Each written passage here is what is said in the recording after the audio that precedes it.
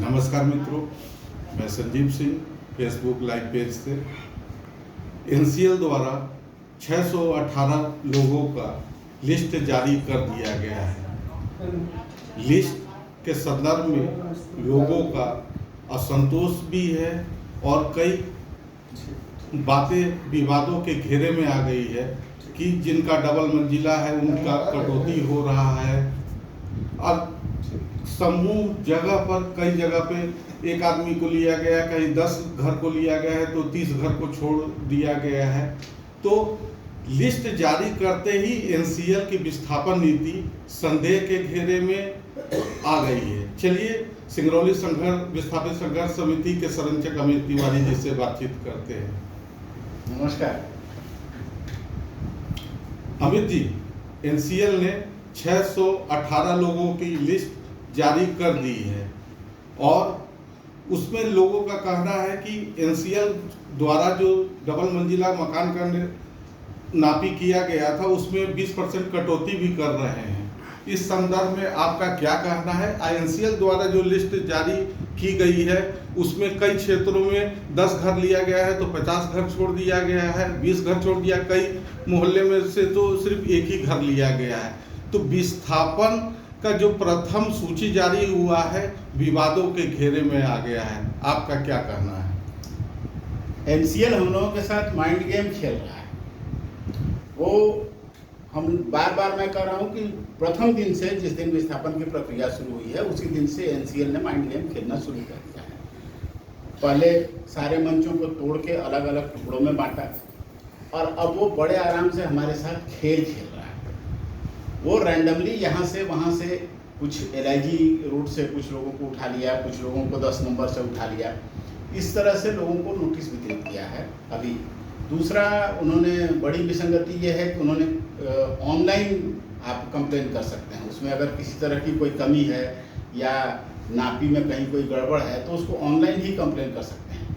उसको भी पता है कि जिन लोगों को वो अभी फिलहाल में नोटिस दे रहे हैं या जिनका नाम उस लिस्ट में है उसमें से अधिकतर लोग ऐसे हैं जो ऑनलाइन कंप्लेन करने की स्थिति में नहीं है। ये बिल्कुल अन्याय संगत बात है। उनको ऑफलाइन भी चीज़ें रखनी चाहिए थी।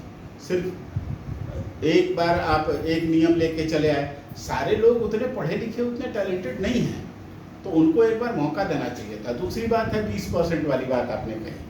अभी आगे देखिए होता है क्या। अभी तो नए नियम लाएगा एनसीएल, नए नियम लगाएगा। आपको क्या लगता है इतनी आसानी से विस्थापन हो जाएगा क्या? एनसीएल इतनी आसानी से विस्थापन करने नहीं जा रहा है। अभी बहुत सारा नियम लाएगा, बहुत सारा नियम लागू करेगा। उसमें आपको ये 9 नंबर तक ले लेगा, फिर 8 नंबर, 3 नंबर और 5 नंबर का नेहरू नगर वाला जो हिस्सा है उसको तो पता नहीं 10 साल तक नहीं लेगा एनसीएल। और 10 साल में लोग इतना त्रस्त हो जाएंगे, इतना दूर ब्लास्टिंग अभी 10 नंबर में हो रहा है, तब तो हम परेशान हैं। जब 9 नंबर में ब्लास्टिंग होना शुरू होगा, जब ब्लास्टिंग एलआईजी चौराहे के पास होगा, तब बाजार की स्थिति क्या बनेगी? तब यहाँ के घर कितने हिलेंगे? तब डस्ट की क्या स्थिति होगी? तो यहाँ के लोग तो 4 बजे सुबह से जाके नंबर लगाएंगे एनसीएल में, लाइन में खड़ा होकर कि मेरा पहले ले लीजिए, मेरा पहले ले लीजिए। ये स्थिति वो करने जा रहा है। ऊपर से जो लोग आंदोलन करने वाले लोग थे, जो ऐसे लोग थे जो निकलते थे घरों से बाहर निकल के आके लड़ने के लिए तैयार होते थे, वो सारे लोग निकल लेंगे इसमें। अब वो सारे लोग जब चले जाएंगे तो फिर कौन लड़ेगा? आपको क्या लगता है कि एनसीएल को आनन फानन में सूची जारी करने की क्या जरूरत पड़ गई, जबकि वो अभी जो विस्थापित लोगों को करेंगे उन्होंने टेंडर तो साइड कर दिया है लेकिन जगह नहीं बता रहे हैं? ऐसा क्यों कि आनन फानन में ही उन्होंने आधा अधूरा लिस्ट जारी कर दिया? ऐसा कभी आपने कोई टेंडर सुना है जिसमें टेंडर जारी हो गया और स्थान न बताया गया हो? डेवलप करना है, कहाँ करना है उनको खुद ही डिसाइडेड नहीं है। अब बताइए मेरे को, जो टेंडरर होगा उसमें अगर उसको नहीं पता होगा कि स्थान कौन सा है तो वो कैसे करेगा? कैसे वो रेट निकालेगा कि मेरा क्या खर्चा आएगा? मान लीजिए कहीं सुदूर में वो जगह देते हैं तो वहाँ पर तो उसका कॉस्ट ज़्यादा आएगा ना, तो वो कैसे निकालेगा? वो टेंडर तो कैंसिल होगा इनका, देख लीजिएगा। अच्छा, उनको हम करना पड़ेगा। अच्छा, एक चीज समझ में नहीं आ रहा है, एनसीएल कहीं सीबी एक्ट का हवाला देता है, हाँ। कहीं लार एक्ट का देता है। इस संदर्भ में आप क्या कहना चाहेंगे कि एनसीएल लार एक्ट के अंतर्गत कर रहा है कि सेबी एक्ट के अंतर्गत कर रहा है? कभी कहता है अरेंडेड साइट। तो आप लोगों को थोड़ा सा इस चीज को अच्छे से समझाइए। ये एनसीएल अपनी सुविधा के अनुसार कर रहा है, ना वो लार एक्ट ले रहा है ना सीबी एक्ट ले रहा है। उसको किसी एक्ट से कोई लेना देना नहीं है। कभी वो मध्य प्रदेश भूमि अधिग्रहण बिल का भी हवाला दे देता है, कभी लार एक्ट का हवाला दे देता है, कभी सीबी एक्ट का हवाला दे देता है।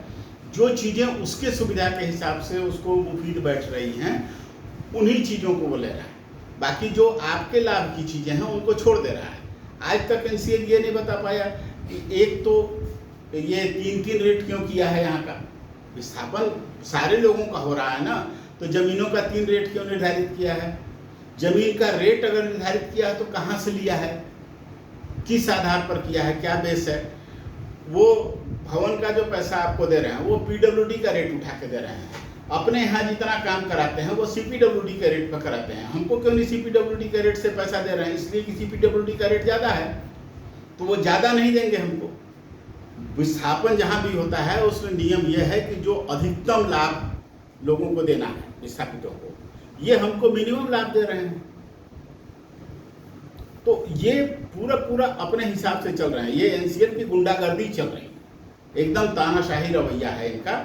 इन्होंने सारे लोगों को जांच परख लिया, समझ गए, इनको लग रहा है कि अब कोई लड़ने वाला नहीं है, तो ये गलतफहमी पाल रहे हैं। ये बड़ी गलतफहमी पाल रहे हैं, छोटी गलतफहमी नहीं पाल रहे हैं। हमने इनसे निवेदन किया था कि आप हमारी समस्याओं का निराकरण कीजिए, हमारे साथ बैठिए, बात कीजिए।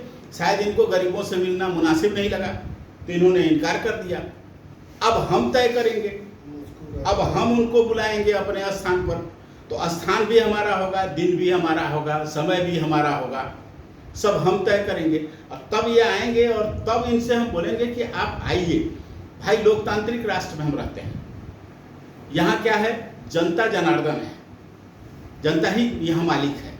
तो आइए, जनता के बीच में आइए, बैठिए और वहाँ अपना डिसीजन सुनाइए। अब वो ज्ञापन देने वाली बात हम लोग नहीं करने जा रहे हैं कि हम लोग सीएमडी को ज्ञापन दे दिए और उसके बाद आप बोलेंगे कि ठीक है हमको आपको बुलाते हैं, फिर आप बोलेंगे कि नहीं हम आपको रिप्लाई करते हैं। वो चीज़ें नहीं होंगी। इस बार निर्णायक लड़ाई के